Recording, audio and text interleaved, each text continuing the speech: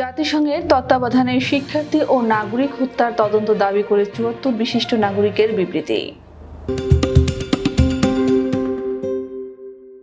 ছাত্র আন্দোলন চলাকালে পুলিশ, বিভিন্ন বাহিনী এবং সরকারের মদতপুষ্ট বেসরকারি অস্ত্রধারীদের হাতে শিক্ষার্থী সহ নাগরিক নিহত ও নির্যাতিত হওয়ার ঘটনার তদন্ত চেয়ে বিবৃতি দিয়েছেন দেশের ৭৪ জন বিশিষ্ট নাগরিক।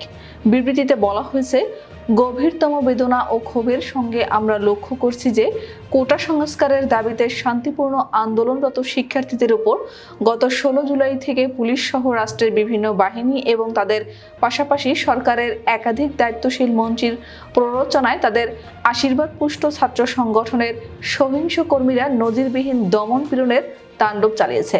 আমরা ছাত্র জনতা হত্যা ও জনগণের সম্পত্তি বিনষ্টের নাশকতার পেছনে যে কোনো ধরনের অপরাজনীতির নিন্দা করছি। এক বিবৃতিতে তারা বলেছেন, স্বচ্ছ, সুষ্ঠু, নিরপেক্ষ ও স্বাধীনভাবে এই তদন্ত করার স্বার্থে এটি জাতিসংঘের উচ্চ পর্যায়ের বিশেষজ্ঞ দলের তত্ত্বাবধানে হওয়া জরুরি।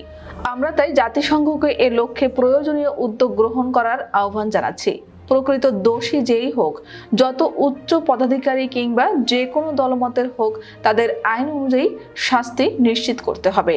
বিবৃতিতে যারা স্বাক্ষর করেছেন তারা হলেন Sultana Kamal, doctor Hamida Hossain, Khushi Kabir, doctor Shahdeen Malik, Rasheda K Chowdhury, doctor Wahiduddin Mahmud, doctor Hossain Zillur Rahman, অধ্যাপক আনু মোহাম্মদ, অর্থনীতিবিদ doctor Debapriya Bhattacharya, doctor Iftekharuzzaman, doctor Asif Nazrul, Syeda Rizwana Hasan, Shamsul Huda, doctor Badiul Alam Majumdar সহ ৭৪ জন বিশিষ্ট নাগরিক।